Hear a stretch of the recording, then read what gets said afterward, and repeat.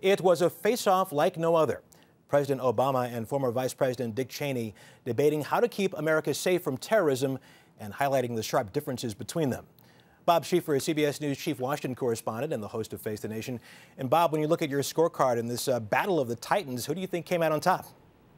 Well, I must say that I think you have to give this one to the former vice president on points. The fact that the president had to make this speech after a heavily Democratic Senate turned him down when he asked for the money to close down Guantanamo shows that he has lost ground on this issue, and I think you have to give the vice president his due on this. He is the one who laid out the argument against closing it down. But I tell you what I found surprising, Russ, is that the president is a very smart political operator, and he has a very smart team. That's how he got to the White House. But they must have been resting on their laurels when they should have been working the phones, because they were totally blindsided when the Senate turned them down. They apparently had no idea the Senate was so overwhelmingly opposed to this, and frankly, that just shouldn't have happened. Well, it is clear the president needs some help on Capitol Hill. It would appear that John McCain would be the go-to person on this. Is that correct? Well, ironically, it may turn out that that's right. First, the president has to come up with a detailed plan on how to do this.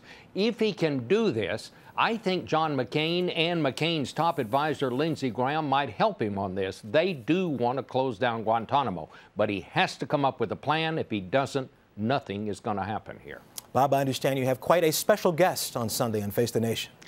Well, we really do. Colin Powell's coming by 2 weeks ago, and it was on Face the Nation that the former Vice President Cheney laid out his arguments and refined the arguments against closing Guantanamo.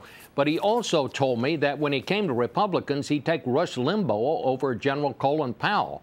I have a feeling General Powell may have some thoughts on both of those subjects, Rush. Should be an interesting broadcast. Bob Schieffer in Washington. Thanks a lot.